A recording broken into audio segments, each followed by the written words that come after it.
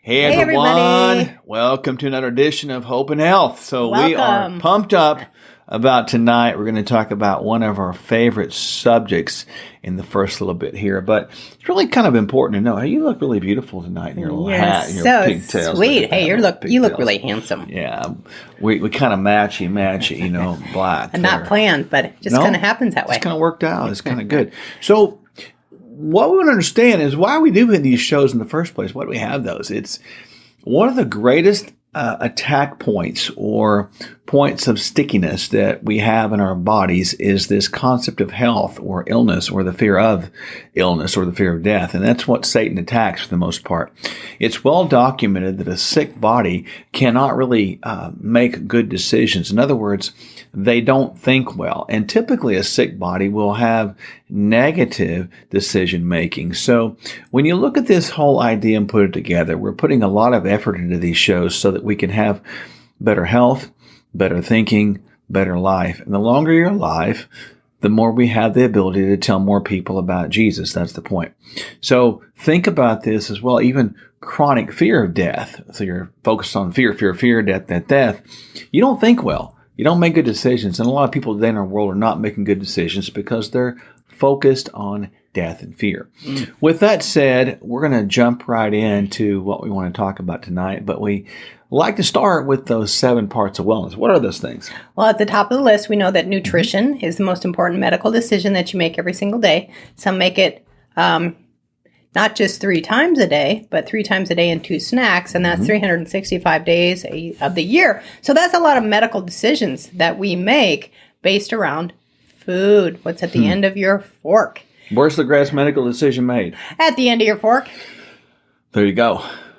From the words from the wise one right there. You should be tweeting Who that. was it that said, let Instagram, food be thy medicine and medicine be thy food? That was the infamous Hippocrates, who would probably be rolling over in his grave right now because he also so said, excited. First do no harm. And actually, we're doing now is we're doing harm by not giving medicine first. So another story for another day. But as we go right now, just kind of keep in mind that we are all about food. It's first, and that's a big deal. Number 2, right behind that is sleep. We need to get some rest. We don't sleep enough.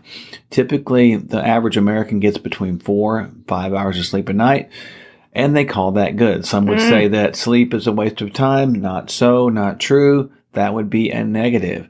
It is a negative in your life. The body needs to rest and recover. 7 to 8, maybe a little more hours per night is optimal functioning. We've talked about that in previous shows. Go back and look at those and listen to those because we've good data out there. We'll return to this at some point in time. We're actually trying to get a sleep formulation developed now that we'll have available for you very, very soon. So we're working on that. Hopefully here in the next few weeks, we'll have that ready to go. So we'll keep you informed. So the sleep was number 2. What's number 3? Number 3 is stress management. You know, one of the most common reasons that people come into the primary care doctor's office is they're stressed out. Yep. Not having the ability to manage stress, which drives them to unhealthy behaviors such as drinking, drugging, and last but definitely not least is emotional eating, comfort eating, stress eating. Yeah, and the next one we talk about is movement. People are too sedentary these days, and they make excuses like I've got to work all the time. You can take a phone call standing up. Did you know that? You can send an email standing up, and you can actually send a text message while standing up. You can do a text message while walking around. Did you know that? You can talk on the phone while walking around. Find time and places to move. The only day you don't exercise is a day you're not alive. That's pretty much the way it is. Find time to move. Movement correlates back to less stress. So we need to move more, sit less, and we've given you numbers we want to shoot at, which would be 150 minutes a week or more of dedicated physical activity per week. And that's every single week.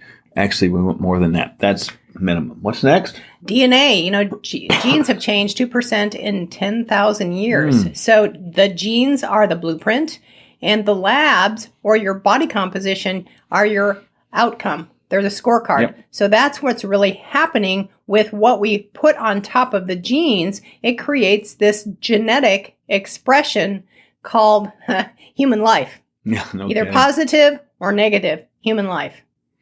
The next we always talk about is going to be hormones. And we're going to talk about that tonight. We're going to give you a little bit of a teaser to that. And then we're going to spend the next several weeks talking about a variety of hormones, probably as many as 8 or 9 in a row. So we'll pick off 1 or 2 each week as we go, as we have time, and we'll make sure we understand them, because you need to understand the hormone cascade.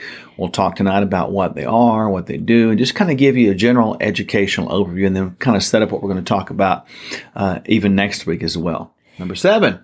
Ding, ding, ding, ding, ding. Drum roll is peptides. Peptides are amino acids that are starting to get together in chains less than the number 50. Yep. And they are a little magic recipe for healing, connective tissue repair, brain function, sleep, possibly potentially even weight loss or getting rid of excess body fat. They're kind of like the icing on the cake in the 7 pillars of wellness before those overarching keys. Overarching keys, of course, are spiritual and emotional wellness. The majority of people's manifestations of physical disease symptoms are rooted in spiritual and emotional brokenness. So just keep that in mind. That's a big deal. So we're going to start tonight with a brief hormone overview. And the first thing to understand is that cholesterol actually makes them. So if cholesterol is coming up, that might be a good idea that your body's trying to make hormones. And just please understand that cholesterol, being the backbone of hormones, needs to be looked at as a necessity. It's not something you just lower because it's high. That's not a good philosophy. It does have a correlation if it becomes damaged to heart disease process. But notice I said if it becomes damaged. We'll spend some time talking about that one of these days. But the bottom line is cholesterol is needed to make hormones, and hormone manufacturing is really made in the mitochondria. That's where it starts. And so as we talk about nutrients later in the show tonight, you'll see why having good nutrient availability is necessary to make good mitochondrial function. And without mitochondria being functional, you can't make hormones. So let's do a little bit of a brief hormone review. First thing we want to understand is, as you can see right now on your computer or television screen, hormones are chemical messengers created in the endocrine glands. Now, endocrine, think about this as sort of this email system. Endocrine system or endocrinology is an email system of communication. So therefore, hormones would be emails. Endocrine glands would be things like the adrenal glands and the thyroid gland. So there's the glands, pituitary gland. They all make signals and the body communicates. Can you imagine what your body would do without emails? The same thing we would do without emails. Kind of freak out a little bit. A little bit. So they're basically chemical messengers. Now, what you see right now on the screen is a little more complicated. So kind of talk us through a little bit of the sort of the structure of the way they communicate. Well, you see there the brain. The brain perceives stress at the level of the hypothalamus, and then it releases these hormones, corticotropin-releasing hormone and gonadotropin-releasing hormones, and it sends these signals to other endocrine glands, like the thyroid, the adrenals, and the male and female sex hormones. And each one of these glands has certain metabolic effects. So as these emails are coming through to each gland in your body, you want to make sure that the communication pathways or the receptors at a cellular level are healthy and able to receive the message. Now, when it comes to stress, of course, boy, the body can get stressed out if we perceive that response to be dangerous. I like these faces of emotion, I call them here. Little, you're going from left to right. We see sad. Happy. We see very sad. We see in distress. We see confused. We see irritated. We see flatlined. And we see flat out, I don't know what's going on. These 7 faces might be faces we make when we go through things like menopause, when we go through things like andropause, and we'll talk about what those are in the coming weeks. But the bottom line is, when your hormones get wacky, so do your emotions. So do your emotions. Make some funny faces. Yeah. So now in this next picture, you see a person who is stressed out, emotion eating, stress eating. You know, if you eat like that, you're eventually going to feel like that person looks in the mirror. Not so good. really, it's important to understand, that this emotional eating pattern is a big deal. But, when you think about this concept of a big deal, we don't have to live like that. So hormones are really an interconnected network. And here are some important hormones that we're going to talk about over the next several weeks. Estrogen, cortisol, progesterone, insulin, testosterone, leptin, thyroid, DHEA, known as dehydroepiandrosterone, or dehydroepiandrosterone, depending on which one of the variations you look at. The bottom line is, these hormones, we're going to spend some time talking with these things over the next several weeks. And it's a big deal because if these hormones are not produced, your emails don't work. If your emails don't work, your business doesn't work effectively, and the communication goes for naught. And when that happens, when you can't communicate, we don't get messages delivered, and we have a dysfunctional business. And that would mean equating to a diseased or a dis-ease body, and that's not what you want. So we got to make sure we get those hormones back in our system. And how do we do that? Remember, we talked about the whole idea of cholesterol forming hormones, and mitochondria had to work. If we don't have the nutrients there at the mitochondrial level, we can't make hormones. We can't. And we talked a lot about the last several weeks. We almost seemed like a broken record talking about these things called inflammatory foods. What are those inflammatory foods? Oh, sugars, artificial sweeteners. That's going to be aspartame. That what's the pink packet in the Sucralose. Yep. And fried foods, MSG, and other filler chemicals. You got to check the label. Turn the labels over. Read those labels. If you can't understand it, it's probably something your body can't understand either. Anything boxed or packaged processed foods, sodas full of sugar or full of artificial sweeteners. Yeah. Excess caffeine and alcohol. A cup of coffee is not the bad thing. An occasional sip of alcohol is not the bad thing. It's when that stuff becomes excess and the body leaches minerals and other nutrients to try to balance that excess. Breads and grains, yeast, corn, soy. These are inflammatory, disease-causing to everyone, young and old, all the time. And they will stop the mitochondria from functioning. Therefore, they will negatively affect hormone production. Now you see a list of the anti-inflammatory foods. And this is a big deal because the anti-inflammatory foods is a very good, consistent general rule, will give you nutrients which the body can grab a hold of and deposit at the mitochondrial level, and you can begin to make and do what you need to do. Keeping in mind, too, that mitochondria, not only does it make hormones, but we've talked over and over again about its necessity because it manufactures the very molecule of life called ATP. We have to have that to run all cell function. We don't have ATP, we're not going to live, and we're not going to make hormones for sure. There's no reason to communicate when we have rigor mortis going in. So what are those, generally speaking, anti-inflammatory foods? High quality proteins. The buzzwords are organic, grass-fed and finished, free range and wild caught. It's healthy oils and fats. Coconut oil, olive oil, avocado oil, nuts, and seeds. Low glycemic fruits, which are berries, oranges, and apples. And then your low glycemic non-root, non-starchy veggies, which are all things above the ground. Gotta love that. Those are pretty much what? They're anti-inflammatory, aren't they? Yes. Anti-inflammatory, non-disease causing to everyone, young and old, all of the time. That's a big deal because we want to think about, putting good foods in our bodies and keeping the bad things out of our bodies. Super important to understand.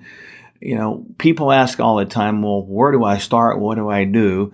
We've created a little bit of a 40-day reset plan for you. So you can go there right now at sherwood.tv/40. And there's a all inclusive 40-day reset plan, which includes a full detox for 2 weeks, which has within the box, 28 shakes. It has about 3 different supplements, all parceled and packaged out for you. So that's going to take care of you for 2 weeks. Save a lot of groceries that way. You're also going to give you a meal guide within those 2 weeks. It also has our anti-inflammatory food guide, and we've structured this out for you over 40 days, kind of what to do in each section. We're also going to give you some anti-inflammatory homeopathic drops, which will cause fat to come off, muscle to come on, and will help your adrenals. It'll help you with your cravings. We're going to give you our therapeutic dose of vitamin D with vitamin K in it. You've heard us talk a lot about that. And then a therapeutic dose of excellent essential omega-3 fatty acids that include EPA and DHA. That 40-day reset is a big, big deal because a lot of people say, well, I need to know what to do to get my butt back in gear, basically. Yeah. There you go. It's all inclusive right there for you. And it's loaded with everything you could ever imagine. It does work 100% of the time, and it'll get yourself back into a wonderful group. So there's a great turnkey approach, Sherwood.tv/40. We created it just for you. So there you go. All right. So when we come back after a little bitty break, a little bitty message here, we're going to talk about a little bit of nutrients again. And we're going to revisit this idea of hormone production in the mitochondria. What nutrients are necessary to make that happen? We'll find out when we get right back.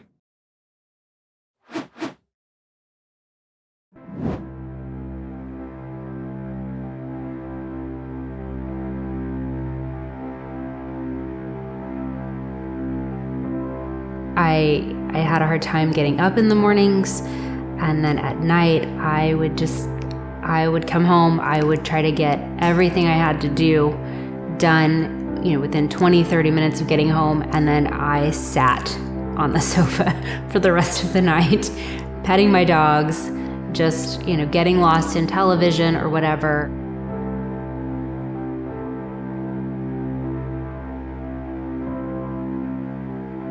Most everyone around us thought that we were already extremely healthy.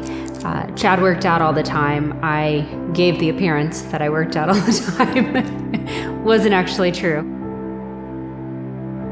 I ate really, really well in my own mind. I was, in fact, at the office, everyone looked to me for what to eat and how to eat. I ate emotionally. I would hide it most of the time. I probably ate even more than what Chad saw me eat. I felt like people were looking at me, and then I also felt like I was invisible, or I didn't like the way my thighs rubbed together or whatever. I didn't really want people to see me much, and so because of that, nobody really noticed that I was struggling. I'd push through, and we'd have days where things were really going well, but then challenges would come up, and I wouldn't navigate those challenges as well because of the way I was feeling. I felt like I was in a downward spiral, and so I didn't have an answer. And you try to muster up enough energy to get through the day, and you end up just going backwards, almost in a depression, really. I get a phone call from Chad's work, and they said he had collapsed at work and that I needed to come and get him. He couldn't even hold himself up. He was in a sitting position and just fell, basically, just slid onto the floor under the desk. It was really scary.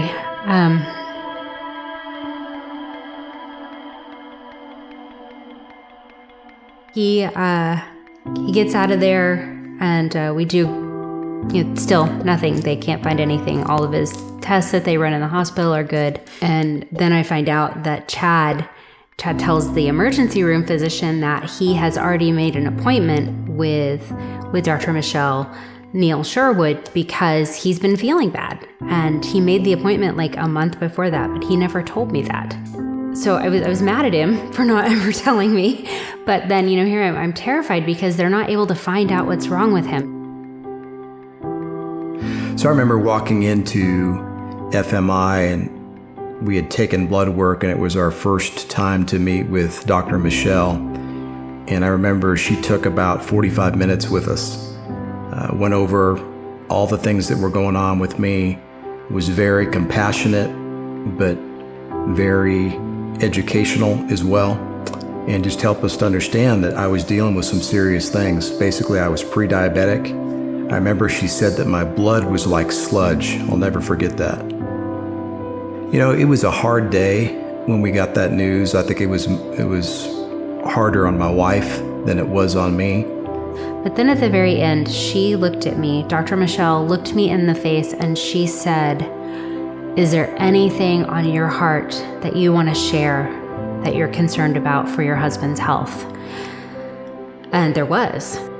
So after I got over the shock of having somebody actually care what was concerning me about my husband's health, I told her I was concerned about his sleep. So at the conclusion of our first visit with Dr. Michele, she had communicated to us that she felt like the next step for us to really get this turned around was to meet with her husband, Dr. Mark, who is a specialist in nutrition. As we began to implement these dietary changes in our lives, I didn't have to get on any medications, no statins, no blood pressure medication. We were able to make these significant changes in multiple areas of our lives just by changing what we ate. And several weeks after visiting the clinic, I was feeling so good that I began to see myself living into my 80s, which I had never done before. As a result of doing what I felt like was best for him, I, of course, saw a ton of changes in my own body. Within a few weeks, I lost probably 2 or 3 sizes in my clothes and began to feel a lot better. It's fun to be outside and to be with other people now and to just be able to enjoy life and not be thinking about how I look or how I feel. Every moment of your life that you're not living to your full potential is a slow death, as far as I'm concerned.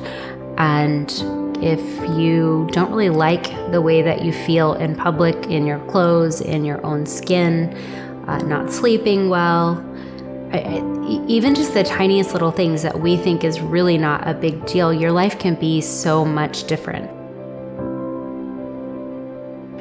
It's so awesome, this journey that Melissa and I have been on. We did it together, and I'd encourage anyone that comes into the clinic, if you have a significant other, to join them in the effort to make changes in your life.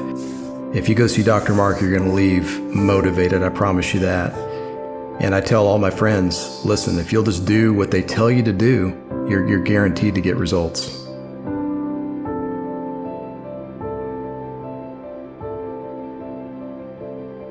Welcome back to Hope and Health. Hope you're having a great evening. I know we are as well, or whenever I guess you're watching this. It could be morning, you could be watching the recording of this. I don't know, but we're grateful to have you. So we spent the first few minutes of our show tonight talking about hormones, how they're manufactured, what they are, what they do, and the necessity therein, how their emails, we have to have our email system working, our endocrine system, our messaging system has to be working efficiently, or we're not going to be in a good communication. And we know how troubling it is when human beings don't communicate with each other.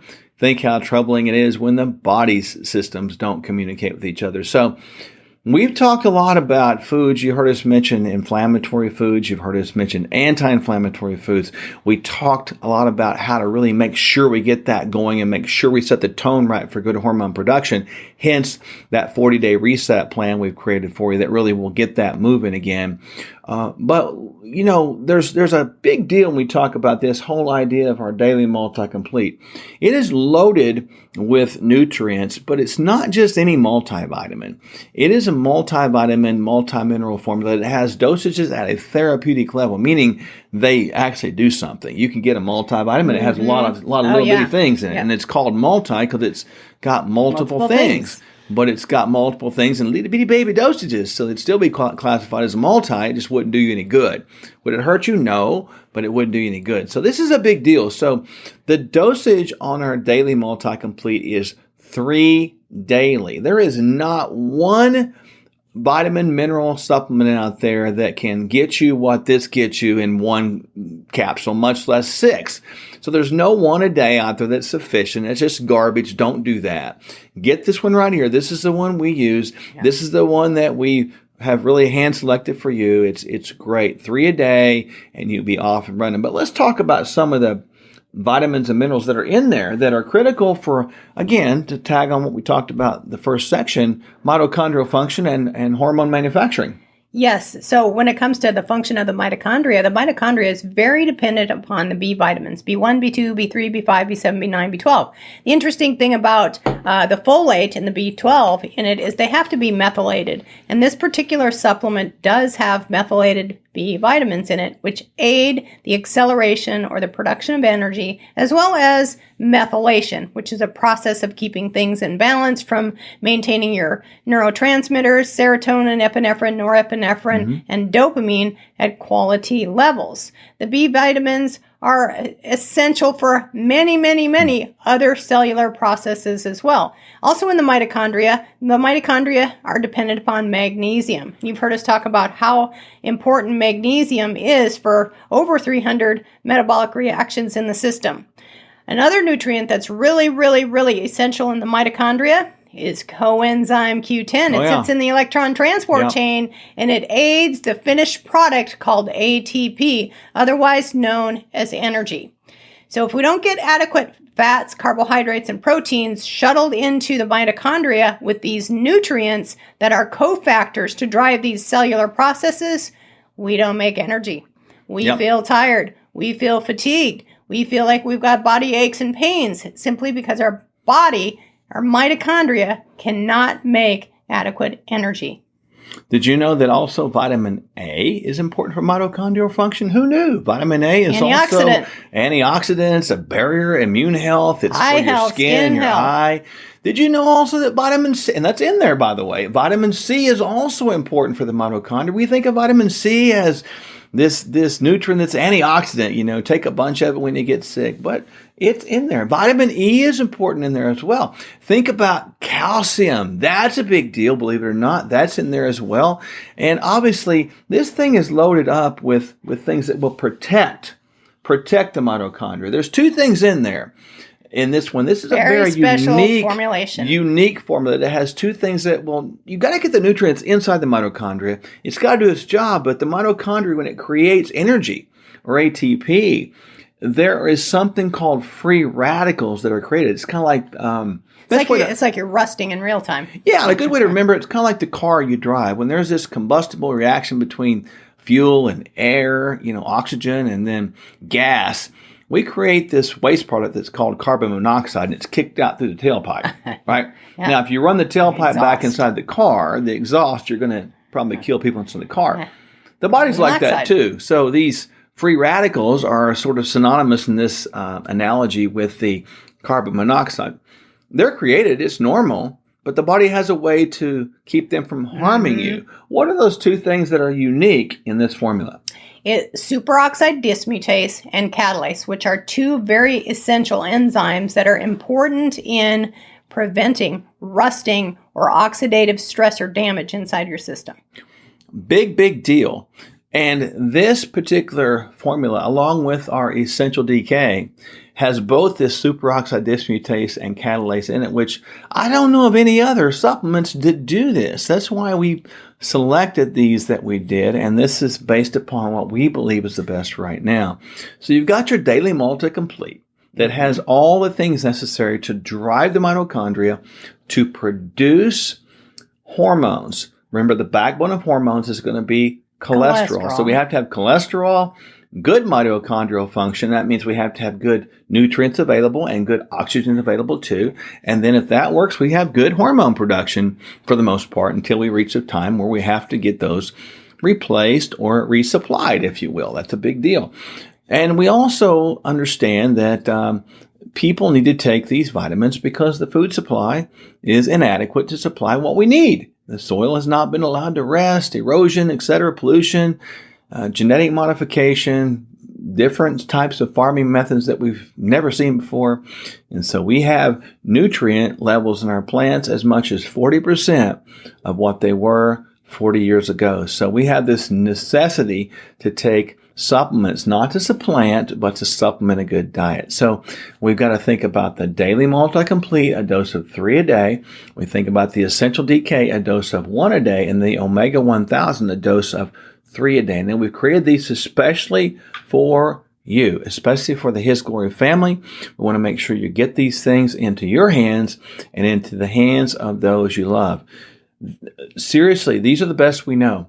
You can't find substitutes that are going to equate. This is it right here. So we've given you the best. And the best thing about this is when you purchase from Sherwood.tv/His Glory, those proceeds go back to benefit the ministry that's been entrusted to Pastor Dave Scarlett. So it's wonderful. You can help your own life out. You can help the life of somebody else, and you can spread that life to those around the world by spreading the gospel. So these are sort of your nutrients, supplements, vitamins that will help spread the gospel. So treat them like that, will you? And treat yourself well. We hope that you'll understand that the human body is the temple of the Most High God who lives in you. And He wants to do in you everything that He's got for you the rest of your lives. And so we've got to stay alive so we can do that. And we've got to take and do the right things with our body.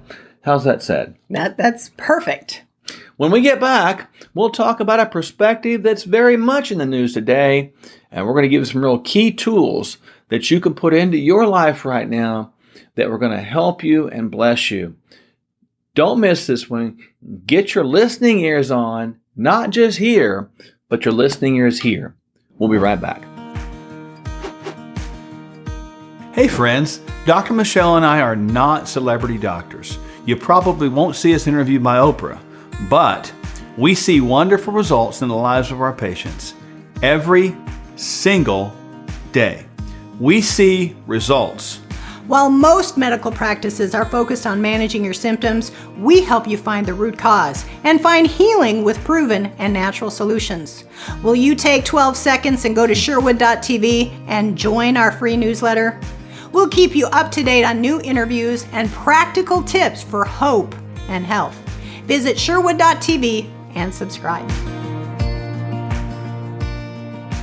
Welcome back. For tonight's perspective, we're going to talk about a well-known subject that's really in the news today more than it's ever been, at least in my lifetime. I'm sure it's been in the news many, many times before, but with the age of social media and the way we're able to spread information around the world through television and really all media, it is shocking the amount of fear that's being broadcast. So tonight, we're going to focus on the idea of life, faith, and God versus fear and death. Two different polar opposites in the world. We know that there is such a thing as fear. And 366 times in the Bible, God tells us, fear not. Now, where does fear come from? Let's think through this. Fear comes from inside of us because fear's always been inside of us. I can prove it to you. Go back to Genesis chapter 3 when Adam and Eve had the conversation, the infamous conversation with the devil, and the devil talked them into eating from the tree of life and death, or that tree of good and evil that when we talked about. Don't eat from that, right? He got them to eat a bite, and they were able to see then that they were naked. In other words, they had a relationship that was perfect, but then it was severed because they disobeyed God. And sin or disobedience entered into the world. Had it not been for Adam and Eve allowing sin to enter in the world, sin would have not entered the world because that obviously God put him there. But when you think about this, where did fear come from? Because we know that fear was not mentioned at all until late in Genesis chapter 3, when God said, Oh Adam, where are you? Well, Adam replies, I hid and I was running away or hiding from you because I was afraid. That word afraid was in Adam. He said, I was, or I have, I am in fear. I'm afraid. So where does fear come from? Did the devil deposit fear in him? Or did Adam just have it in him? Hold on a minute. Adam had it in him because fear is always inside of mankind. That's why God says, fear not. He tells us as human beings to fear not. He doesn't say for us to stay away from the devil because he is fear. He tells us to fear not. And that's very important to understand, folks, because many times our fear is created right between our ears. Yes, many times it can be real. You could be in fear of your life, but the majority of the time it's false evidence appearing real, that acronym FEAR. So fear, really, if you want to get right down to it, is also made by God, giving us the opportunity to choose faith and life over fear and death. You see, the devil comes to steal, kill, and destroy. He comes to bring fear, and he comes to take credit for the fear that we put into our life by what we generate in our head. But he doesn't make fear. We make fear. He takes credit for it. But Jesus came that we might have life and life more abundantly. He overcame the world. So if he overcame the world, so can we. But this whole battle between faith and fear goes on. I remind you that upon that in which we focus, you will dwell. And upon that which you dwell will indwell you. In other words, what you focus on the most will become what you live the most, and what you talk about the most, and what you become the most. It will become your own prophetic world. When you focus on death, when you focus on illness, when you focus on poverty, when you focus on fear, that will fill your mind. We're going to talk about filling your mind later on tonight, but the bottom line is there's two scriptures I want to bring up in this perspective section. One is found in Job.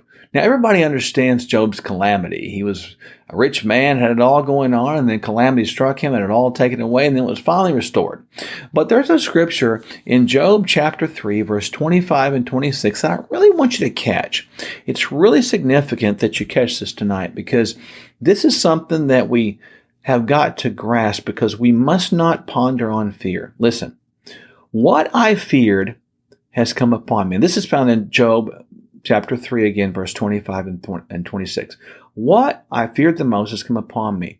What I dreaded has happened to me. I have no peace, no quietness. I have no rest, but only turmoil. What was he pondering on? Was he pondering on losing it all in poverty? Was he pondering on death? Was he pondering on illness? He had illness, and he had poverty, and he had thoughts of wishing he was dying. Friends, we got to stop pondering on death. We got to stop pondering on illness, and stop pondering. I'm just going to tell you straight up, stop pondering on coronavirus. We got to stop it. Stop pondering on what the government's going to do or not going to do. Stop pondering on what any president's going to do or anything like that. We're pondering on the wrong things. And what you ponder on the most, what you dwell on the most, will begin to indwell you. Think about that. We see this again in Joshua 24:15. Clearly, there's a choice here. Joshua 24:15. And if it seems evil unto you to serve the Lord, choose you this day whom you will serve, whether the gods of your fathers, served, who were on the other side of the flood, or the gods of the Amorites, in whose land ye dwell. But as for me and my house, we will serve the Lord. There's three different gods here that are actually in this multiple choice that Joshua says. One is the gods on the other side of the flood. And we're talking about the gods of the world like that. And then there's the gods of the Amorites, the gods were the lands that they live, where God pushed them out ahead of them as they entered the promised land. And then there's God. The first two were little g, the third one's big G. So he's given us a multiple choice, but I would submit there's more than three choices in today's world. Many of us have begun to worship the God of COVID, the God of coronavirus, the God of confusion, the God of controversy, the God of conspiracy. These are little g's. We need to worship and think about and focus on the God who saves, the God who loves, the God who gives grace, the God who tells us that his kingdom will stand, the God who tells us that we're not going to die, we'll always live, that we have assurance to know that whatever happens to us, we're going to be all right. The God who tells us that when you're put before kings and rulers and you're chastised and criticized and falsely accused, to not be worried about what you're going to say, because he's going to give it to you. He tells us to count it all joy if you're persecuted and suffer as he did. He tells us to overcome the world because he did. It's the God who says that you are going to do everything that my son did on this earth and more. It's the God who says, I'm going to shine through you in the middle of the darkness. See, that's the God we need to be talking about. We don't need to be talking about these little gods. Are they out there? Yes. But just like the gods of the Amorites, the gods of the people on the other side of the flood, as Joshua talks about, just like that, God will drive out those gods, drive out those things, drive out those people, drive out those enemies from the land in which you're supposed to possess. Friends, we can live in the promised land, But our promised land's got to be created on this earth right now. And Jesus says in Matthew 6, thy kingdom come and will be done. That means we can have some kingdom principles right on this earth. So we don't need to be focused on fear. We need to be focused on faith and love. No fear, all faith. If we focus on fear, it will fill us up. If we focus on faith, we'll be filled up. There's a whole difference in that. And we're going to talk about all of that and how to live a kingdom life when we get back. I hope you've enjoyed this perspective. We'll be right back. You know, a lot of people have asked us why we started the Functional Medical Institute anyway. And I thought it would be wise that you kind of hear it from our own words. I would say a word that comes to mind is frustration. You know, we saw a need that wasn't getting met by conventional styles of medicine. Not to bash that, but it wasn't getting met and people were getting more sick, and we wanted to provide a place where people could come to experience an atmosphere and support of true hope and healing. When you have a passion to provide people with hope and healing, it provides a platform for people to actually get well.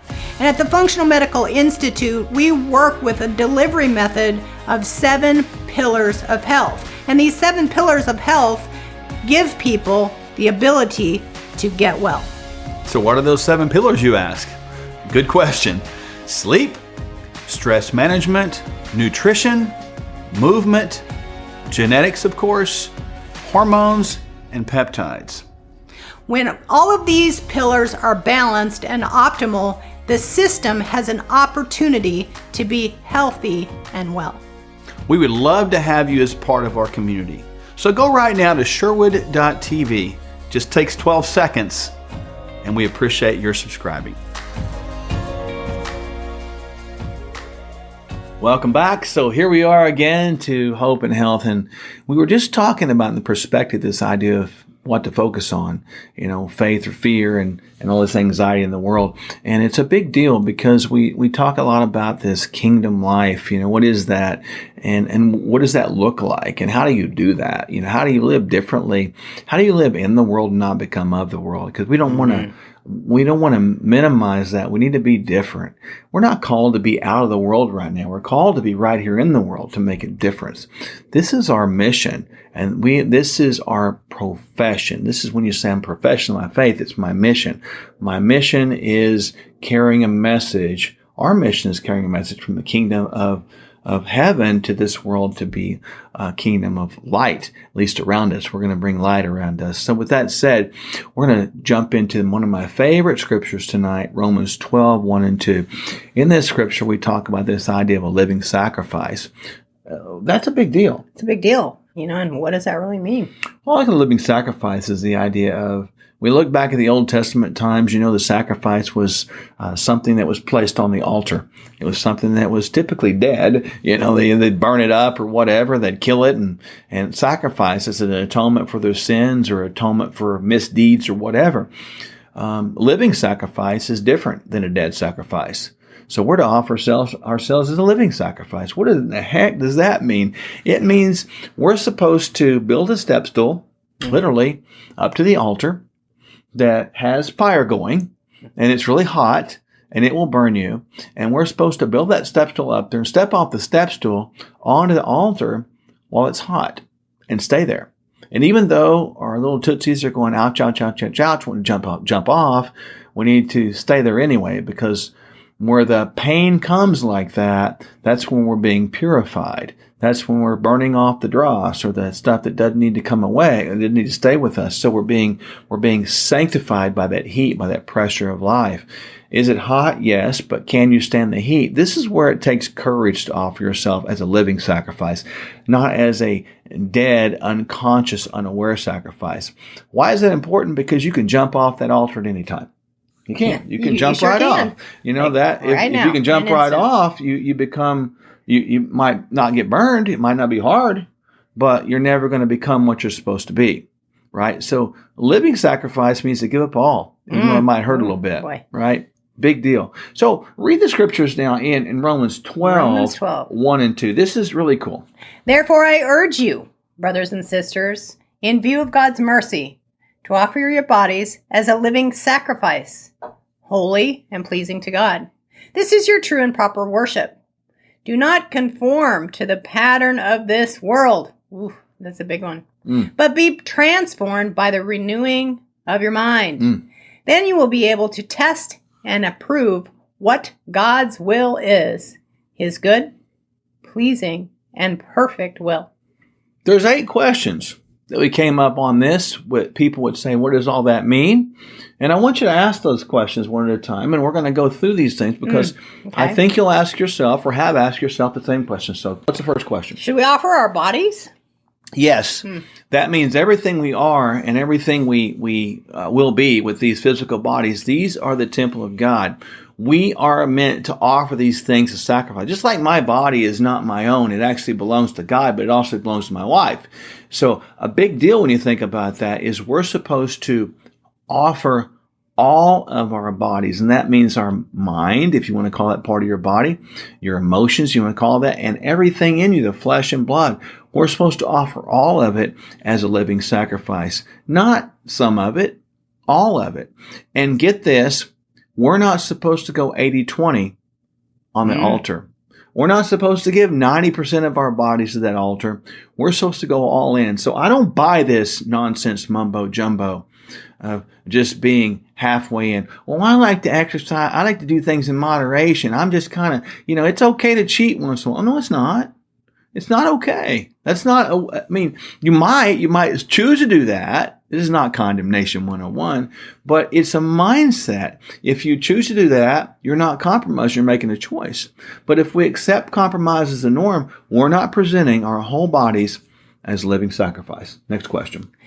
Should we, what's this thing about true worship? Well, if we're to offer our bodies as a living sacrifice, and God says that's what he calls true worship. I want to understand, what does he mean by non-true worship or false worship? It might mean not offering your bodies as a living sacrifice. So false worship might be like, well, I'm going to give you Sunday for 30 minutes and 45 minutes. The rest of the week, that's mine. That's my time. God, you get your little minimum time. I get my time. Remember, God is not one to forgive 80% of our sins or 90% of our sins. He forgives 100. He expects us to give all of our lives back to him, 100%, which is our true act of worship according to God. Next question. What about conform? Well, tell me about that. Conforming means to be changed in form or mutated in form to look more like the world you're in. In this context, it means to look like and act like the world. So we're not supposed to conform to the ways of the world. So what does that mean? It means we don't look like and don't act like. Again, we're in the world, but we're not of the world. Now, I'm not saying you don't dress modern, you look like a goofball when you're out like that. I'm saying, that we're not to mimic or become like the patterns of this world. But the way we do things has got to be different. The way we think about things has got to be different. The way we speak, our perceptions, our values, our ethics, our morals, our very actions have got to be different. And they got to be so different that people that are in the world are like, oh my goodness, what is up with them? Why are the people of the world looking at Christians like, you guys are so different? And why would they want anything that you have if it wasn't different? That's why we don't want to conform to the world. What about the pattern of this world? Well, the pattern of this world is clear. The pattern of this world is all messed up. It's messed up in the sense that we know we're going the wrong direction. What was once acceptable as high moral character and value is now looked at as discrimination. What was once looked at as low moral value, despicable behavior is now looked at as normal. You need to accept that.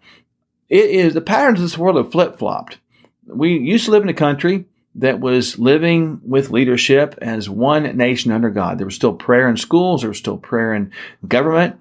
But now we're not there anymore. And I'm sorry to inform you this. I don't think we're going back. But it's okay because less like this world doesn't depend on the United States government. The world depends on us as Christians to stand up because we're the real church. We're the real body. We're the real country, the real kingdom, a land that is not from this world. So we need to live like that and not live according to this pattern at all. Tell me about transformation or being transformed. Our transformation process is kind of the opposite of confirmation. So we need to begin to be transformed more into our kingdom's likeness, the likeness of Jesus every day. We become looking more and more and more like him in our very life and less like the world. And that's just something that happens through sanctification experience and knowledge become wisdom, and we learn and learn and learn. So we need to be growing in that. And the transformation process is not to look more like the world, but to look more like the kingdom. That's the point. What about renewing the mind? Well, I like the concept of renew. That means to redo. It means to reboot. It means to refocus. The mind is like a funnel. And I want you to think about a funnel at the top being all open, and at the bottom it's open too, but it's a smaller leakage. It's a sifting system, if you will. But the top is big and wide, so it can handle a lot of stuff. And it wants to be open to have a complete filling. And your mind is always going to be full of something. Promise you that. Whatever you put in it, whatever you ponder on, whatever you think about, whatever you look at, see, etc., that will fill your mind up. If you don't do that, I promise you there's plenty of stuff out there that will fill it up. And this is where, if you're in the world and not of the world, you have to fill yourself up, fill your mind up with other world things so that the world that you live in will not take up that space, because what fills your mind will fill your body. What fills your body will fill your heart, and what fills your heart, you will begin to see your actions fulfilled from that. And tell me about then, and then you will be able to set and approve what God's will is. Well, once your mind's renewed, you're able to think and understand and perceive and view things like God does. You can't see his will. You can't see what he wishes until you've done that. So this is a prerequisite, if you will, to really understand what God wants. I like the words if then. If you'll do this, then. If you don't do this, then. So this is an if then statement. If you'll fill your mind up every day and renew it, then you will be able to see what God's will is. And what is God's will? Well, God's will is the heart of God. And keep in mind, though it seems a little complex, God's will. It always will. Ooh, and the bottom line is, we need to learn more to discern things like God discerns things and see things like God sees things. There's a difference many times between our will and God's will. But the key is to understand his will, and that our will be transformed into his will. And then by the nature of the things, we'll begin to see things and do things based upon a kingdom point of views. It's a big deal to really understand God's will. His thoughts are higher than our thoughts, and his ways are higher than our ways. And frankly, no man can comprehend or woman can comprehend God's depth in his knowledge and wisdom. But we can get pretty darn close if we just want to, if we put some effort into it, and we can live like that. And we need to understand like that, because in the current times that we live in, there's a lot of things that I want to see happen, but I'm just not sure they're God's will. But all I know is God's will. Let that be a peaceful thing. God's will.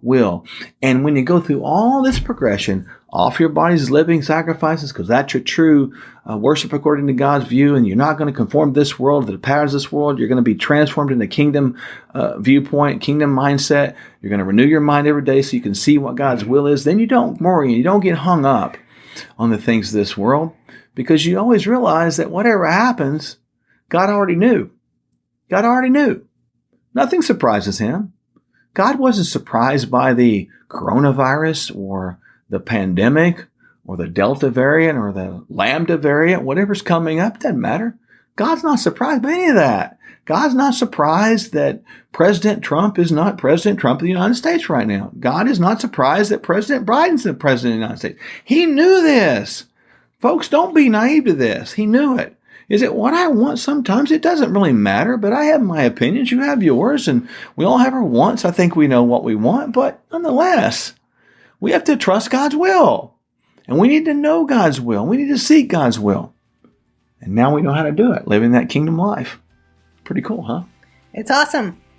I hope you guys have enjoyed our show tonight. We have, and the bottom line is we hope that you have the ultimate hope and the optimum health, so you can experience all of God and all he has for you. Because he who began a good work in you is faithful and true to complete that good work. I read that somewhere one time. Listen, we love you. We'll look forward to seeing you next week on Hope and Health. Bye for now.